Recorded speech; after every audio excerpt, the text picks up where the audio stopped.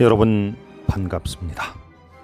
우리가 사는 공간 속에서 만날 수 있는 멋진 도서관에 가서 우리가 사는 시간 속에서 찾을 수 있는 좋은 책의 밑줄 쳐 중계하는 여러분의 중계 서원입니다.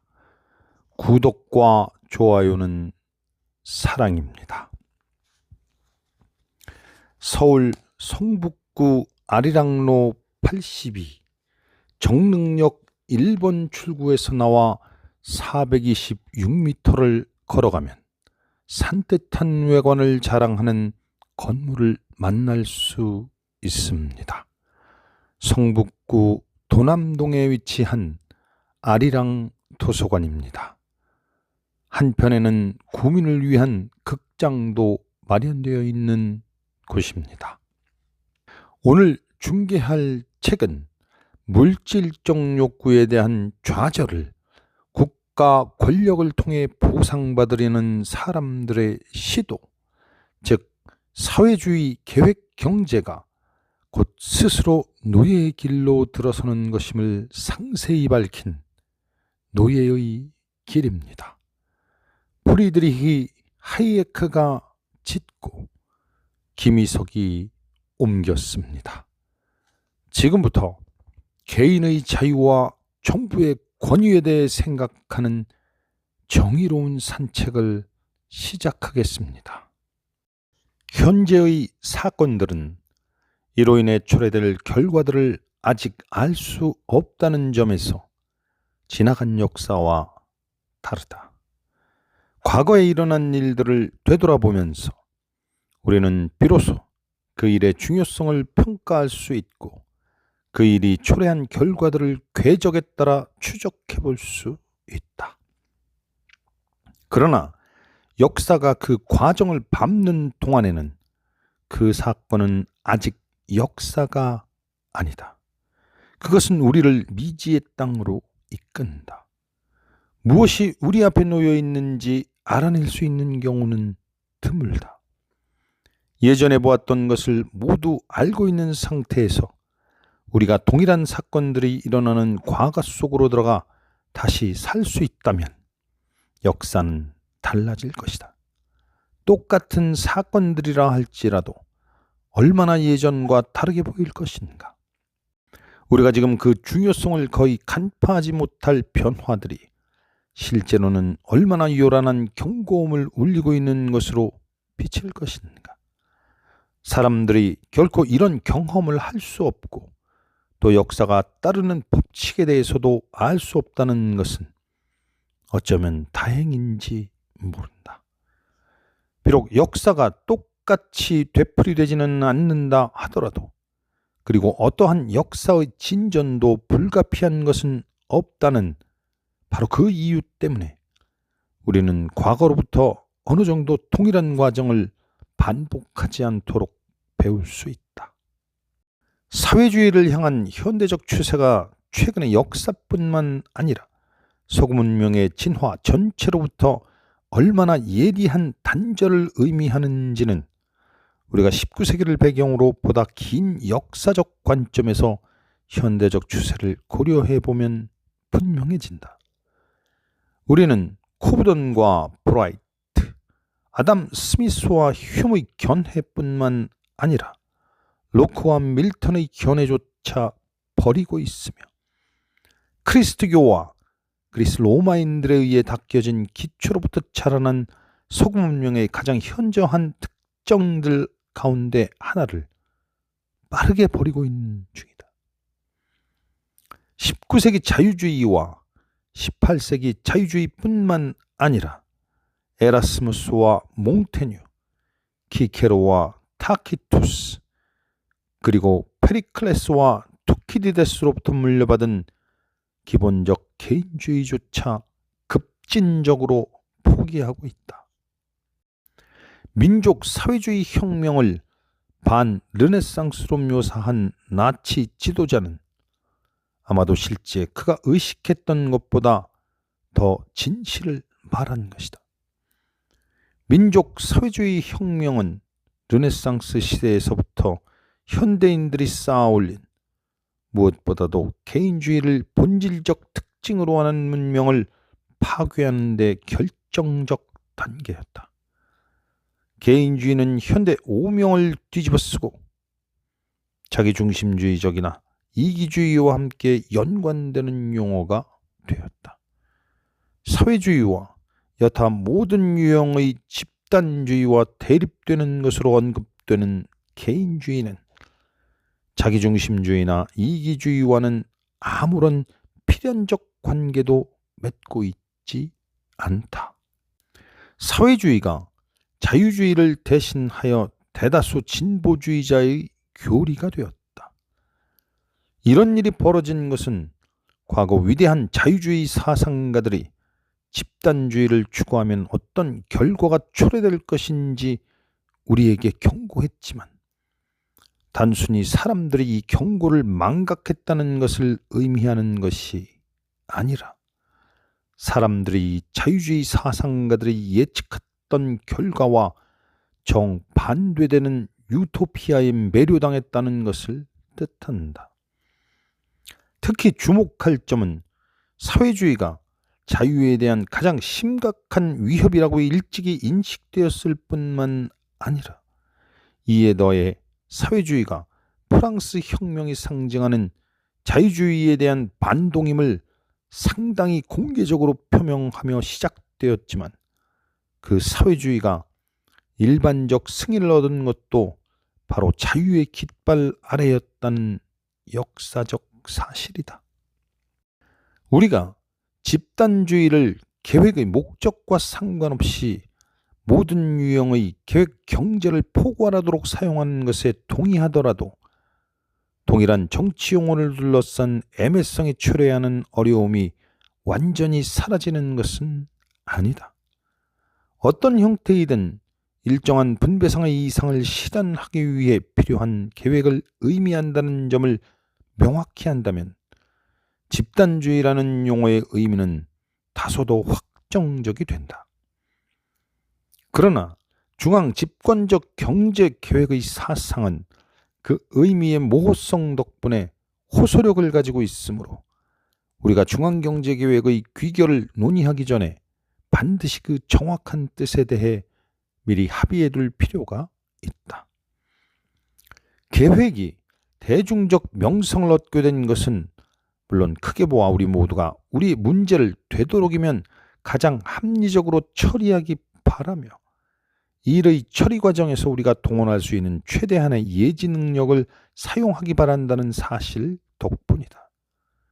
이런 의미에서 완전한 숙명론자가 아닌 한 우리 모두는 계획자이며 모든 정치적 행위는 계획 행위이다. 모든 계획은 단지 훌륭하게 세웠거나 잘못 세웠다는 차이, 현명하여 앞을 내다보고 세웠거나 어리석어 너무 눈앞의 일만 생각하고 세웠다는 차이가 있을 뿐 계획이라는 점에서는 마찬가지다. 사람들이 실제로 어떻게 행동하며 그들의 문제를 어떻게 계획할 것인지에 대한 연구가 그 맡은 업무의 전부인 경제학자는 이러한 일반적 의미의 계획에 대해 반대하지 않는다. 우리가 관찰하는 모든 변화들이 경제활동의 전면적 중앙 통제의 방향으로 나아가고 있다 하더라도 보편적으로 발견되는 반경쟁 투쟁은 많은 측면에서 종전보다 더 못한 상황, 즉 계획자와 자유주의자 그 누구도 만족시키지 못하는 상황을 낳을 것임에 틀림없다. 현재 일종의 조합주의식 조직화, 즉 산업의 협동조합화를 위한 투쟁이 일반적으로 일어나고 있지만 이런 투쟁으로 경쟁은 이래저래 억제되겠지만 계획이 개별 산업의 독립적 독점자들에 의해 장악되는 사태가 발생한다. 이것은 경쟁에 대한 적개심 이외에는 합의한 것이 저희 전무인 상태에서 사람들이 오로지 그 적개심에 의해 단결했기 때문에 어쩔 수 없이 나타나는 첫 번째 결과이다. 이런 반경쟁 정책으로 모든 산업에서 경쟁이 파괴되어 이제 소비자들은 협동조합화가 가장 잘 조직화된 산업들에서는 자본가와 노동자의 결합 독점 행위의 횡포 아래 놓이게 되었다. 그러나 이런 결합적 독점 행위가 이미 광범위한 분야에서 상당 기간 존재하고 있었고, 계획을 요구하는 혼탁한 선동이 대부분 이런 독점을 목표로 하고 있을지라도 이런 상황은 오래 지속되거나 합리적으로 정당화될 수 없다. 계획사회에서는 하나만을 분리해서 생각했을 때에는 많은 것들이 모두 달성 가능한 것처럼 보이기 때문에 계획에 대한 열광자들이 생긴다. 이들은 자신이 특정한 대상에 부여하는 가치를 계획사회의 계획자에게 주입시킬 수 있다고 확신한다. 물론 의심의 여지 없이 일부 열광자들의 희망은 성취될 수 있다. 왜냐하면 계획사회는 현재에 비해 일부 목적들에 대해서는 분명 지금보다 높은 가치를 두고 더 강력하게 추구할 것이기 때문이다. 그래서 계획된 혹은 반쯤 계획된 사회에서 전적으로 계획 덕택에 국민들에게 공급되는 좋은 것들이 존재한다. 이를 부정하는 것은 어리석은 일이다. 독일과 이탈리아의 멋진 자동차 도로들은 비록 자유사회에서는 불가능한 그런 종류의 계획을 대변하지는 않지만 계획 덕택에 얻게 된 사례로 자주 인용된다. 이처럼 특정 분야에서 기술적 우수성을 보이는 사례가 계획의 일반적 우월성을 증명해주는 것처럼 생각하는 것은 똑같이 어리석은 일이다. 당시의 일반적 조건들과 어울리지 않은 극단적 기술적 우위를 보이는 사례는 오히려 자원의 잘못된 배분의 증거라고 말하는 것이 더 정확하다. 저 유명한 독일의 자동차 도로 아우토반을 질주해보고 그 교통량이 오히려 영국의 많은 2급 도로에 비해 적다는 것을 발견한 사람은 누구나 평화적 목적만 고려하는 한 이 독일의 도로 아우토반이 정당화되기 힘들다는 사실을 별로 의심하지 않을 것이다.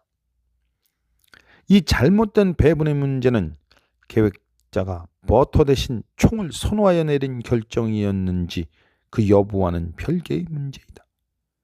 우리의 기준들로 볼 때 이 도로의 기술적 우수성에 열광해야 할 근거는 별로 없다. 한 국가의 경제 문제에 대한 상세한 집행 문제에 들어가면 불거지는 공인된 의회의 비능률성이라는 결함에 대해 그 원인을 명백히 인식하는 것이 중요하다. 이 결함은 의회의 개별 대표자에게 혹은 의회제도 자체에 문제가 있어 발생하는 것이 아니다. 문제의 본질은 오히려 의원이나 의회에 부과된 과업 자체에 내재된 모순에 있다. 의회 의원들이 요청받은 일은 그들이 동의할 수 있는 것을 행동으로 옮기라는 것이 아니라 모든 것에 대한 동의, 즉 국가자원의 전체적 통제에 대한 합의를 만들어내라는 것이다. 그러나 이런 임무를 수행하기 위해서는 다수결 체제는 적합하지 않다. 한정된 대안들 사이에 하나를 선택하는 경우 다수결은 가능할 것이다. 그러나 모든 것에 대해 다수의 의견이 틀림없이 있을 것이라고 믿는 것은 미신일 뿐이다. 만약 대안의 수가 수천에 달한다면 서로 다른 가능한 행동 방식 중 그 어느 하나를 찬성하는 다수가 있어야 할 아무런 이유도 없다. 입법의회의 모든 구성원이 계획이 없는 것보다는 어떤 특정한 계획을 선호할지 모른다. 그러나 여전히 어떤 하나의 특정한 계획도 전혀 계획이 없는 상태보다 다수의 찬성을 이끌어내지 못할 수 있다. 일반적 규칙은 구체적 명령과 구별되며 진정한 의미에서 법이라 할 수 있다. 그러므로 이 일반적 규칙은 세세하게 미리 알 수 없는 상황에서도 작동할 수 있도록 제정되어야 한다. 그러므로 일반적 규칙이 특정 목적들 혹은 특정한 사람들에 대해 미치는 효과는 미리 알 수 없다. 입법자가 편파적이지 않을 수 있는 것은 바로 이런 의미에서만 가능하다. 불편부당하다는 것은 어떤 질문들에 대해서는 우리가 어느 쪽인지 결정해야 한다면 정확히 알 수 없어서 동전을 던져 대답을 결정해야 할 그런 종류의 질문들에 대해서는 그 대답을 모른다는 것을 의미한다. 모든 것이 정확하게 예견되었던 세계에는 국가가 어떤 일을 하고도 불편부당할 수 있기란 거의 불가능하다. 직업을 선택하는 데 우리가 누리는 일정한 정도의 자유는 아마도 우리의 행복을 위해 우리의 소득을 여가 시간에 쓸 자유보다 훨씬 더 중요할 것이다. 가장 좋은 세상에서조차 이 자유가 매우 제한되어 있다는 것은 명백한 사실이다. 이제껏 직업 선택에서 풍성한 선택의 자유를 누린 사람은 드물다. 그러나 중요한 것은 우리가 약간의 선택을 할 수 있으며 우리를 위해 선택되었거나 혹은 우리가 과거에 선택했던 특정한 직업에 절대적으로 속박되어 있지 않다는 사실이다.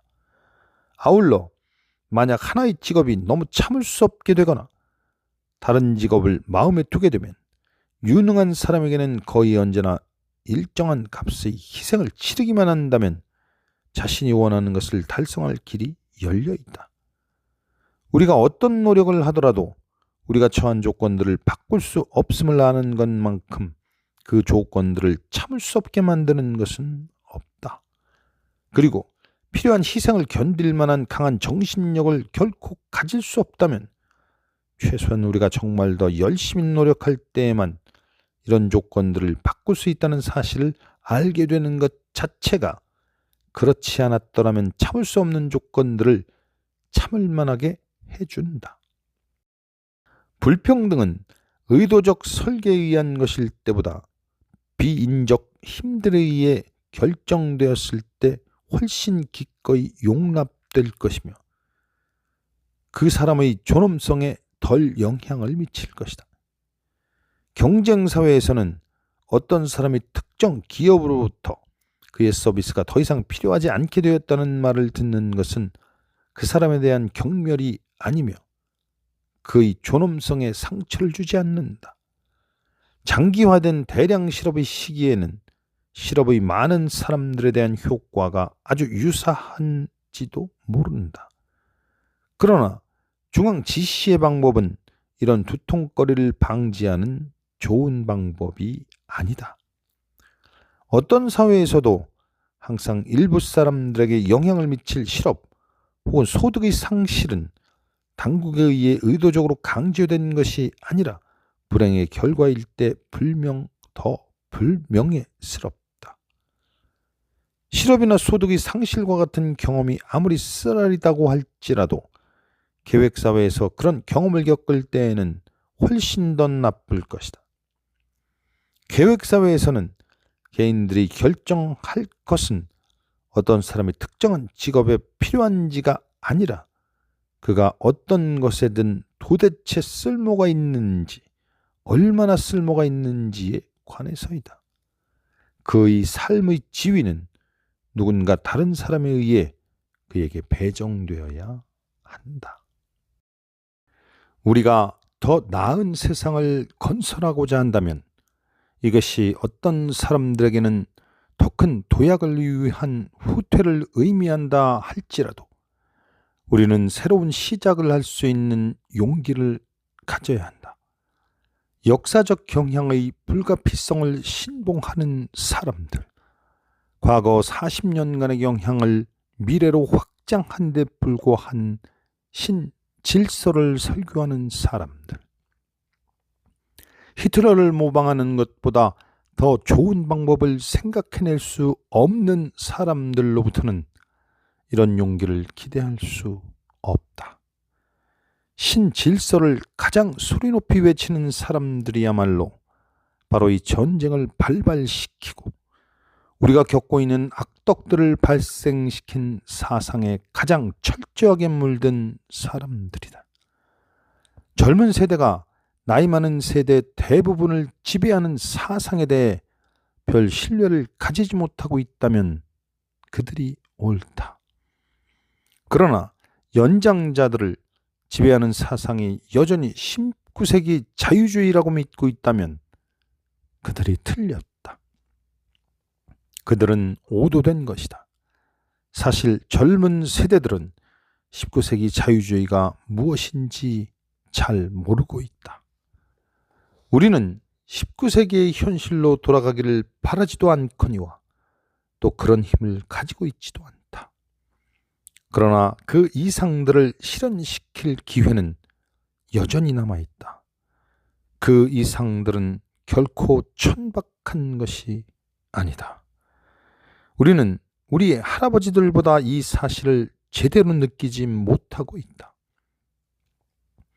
우리가 결코 잊지 말아야 할 점은 이를 엉망으로 만든 것은 19세기의 할아버지들이 아니라 20세기의 우리라는 점이다.